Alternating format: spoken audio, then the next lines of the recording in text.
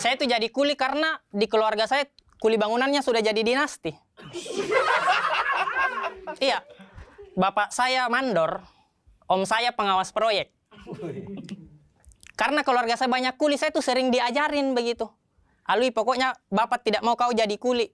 Pokoknya kau harus potong generasi kuli di keluarga kita. Bapak saya bilang begitu, saya di samping masang ubin.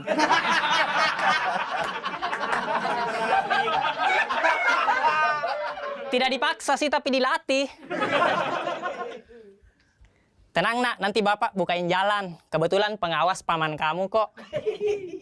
Mungkin situasi seperti itu teman-teman pernah terjadi di keluarga politisi. Mungkin ya, mungkin. Mungkin ada bapak-bapak bilang sama anaknya, nak, pokoknya bapak tidak mau kau jadi politisi. Kau fokus jual pisang saja.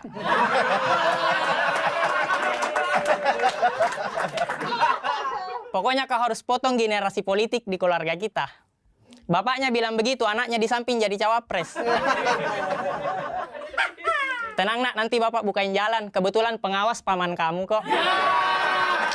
Mungkin ya. Cawapres Uganda. Bicara masalah kasus, teman-teman, ada banyak banget kasus di sosmed itu saling hujat cuma karena berbeda pandangan politik. Ya maksud saya orang yang merasa dirinya pintar berpolitik, kenapa tidak ambil contoh ke kuli deh? Kuli bangunan kalau kerja, baju partainya beda-beda, tapi akur bikin rumah loh. Iya kan? Iya kan? Iya. Benar. Karena kalau kuli bangunan bekerja berdasarkan visi misi baju partai yang dia pakai, kacau. Iya.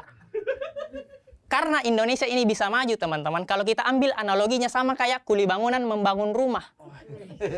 Rumah ini bisa maju karena kuli-kulinya itu saling bahu-membahu membuat rumah. Dengan satu arahan dari mandor, pemimpin proyek. Cuma yang jadi masalah, rumah yang sekarang, yang lagi dibangun, kuli-kulinya saling sikut. Karena mau jadi mandor. Karena mandor punya uang, punya kuasa. Jadi kuli ini saling sikut berdasarkan visi misi partai yang dia pakai. Sehingga banyak menimbulkan kasus-kasus yang berat. Ada kuli bangunan baru 2 tahun jadi kuli. Masih muda banget, pengalaman minim. Tiba-tiba mau jadi mandor. Iya. Maksud saya kerja dulu kuli. Belajar dulu masang ubin. Jangan tiba-tiba ganti baju partai. Padahal pengawas proyek sudah bikin peraturan loh. Kuli bangunan baru boleh pulang kerja jam 5. Terserah kamu kemana. Bantuin kuli yang lain, ke CFD bagi-bagi susu, terserah. Tapi jam 5 sudah ada putusannya. Dia pulang jam 3. Ngelanggar kode etik kuli itu. Takutnya terjadi gosip antara kuli yang lain gitu. Ya enak ya dia bisa pulang jam 3. Enaklah dia kan anak mandor. Iya sih anak mandor, tapi masa tidak ditegur sama pengawas proyek? Lah dia kan pamannya. Kuli bangunan. Ini kisah nyata ya di proyek. Proyek Indonesia Maju.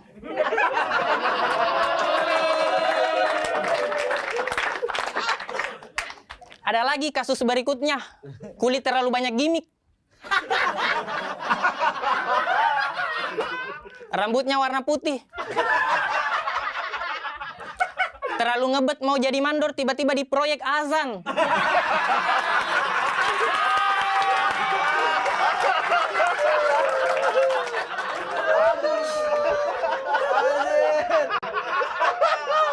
Kau kan mau jadi mandor ya, kenapa azan?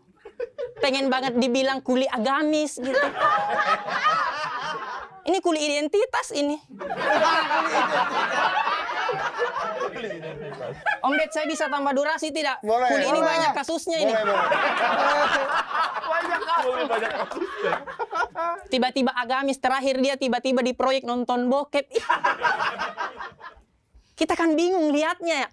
Yang paling parah, paling viral, dia pernah melarang anak muda main bola di lingkungan proyek. Padahal anak muda sudah mau main bola di lingkungan proyek, tapi dilarang, akhirnya batal. Anak muda kan mau main bola ya dikasih bola Pak, jangan dikubur mimpinya. Iya kan? Anak muda kan mau main bola ya karena mau ngangkat piala, bukan mau hidup terjamin karena diangkat karyawan. Iya kan? Ada lagi kuli bangunan. Disuruh sama pemilik rumah ngurusin ruang tamu. Di mana kita tahu ruang tamu adalah ibu kota dari sebuah rumah karena tamu datang di situ. Tapi ruang tamunya masih banjir, banyak polusi. Kita sih tidak masalah karena kuli ya wajar, ada kekurangannya kan.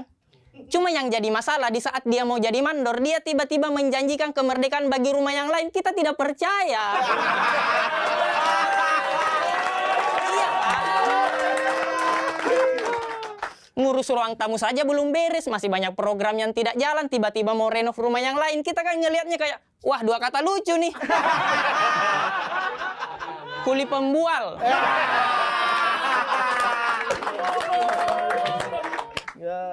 Terakhir dia bukan kuli teman-teman. Dia cuma ada di lingkungan proyek. Cuma ibu-ibu kantin.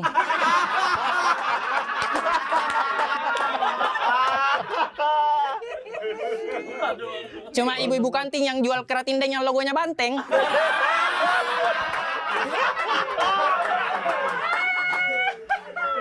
Merasa dirinya punya kuasa karena dia anak mandor yang pertama.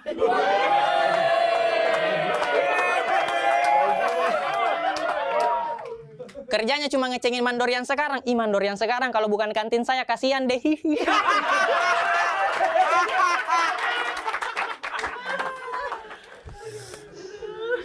Tapi ini bukan tentang mandor, teman-teman. Ini tentang rumah yang ingin kita bangun.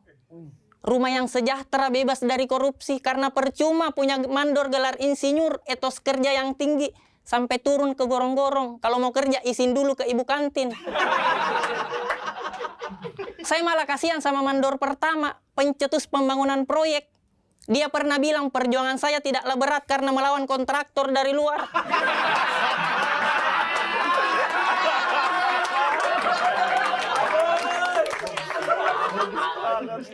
Tapi perjuangan kalian lebih sulit karena melawan kuli di proyek sendiri.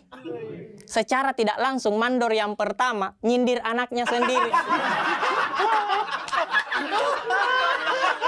Sama cucunya juga. Terima kasih.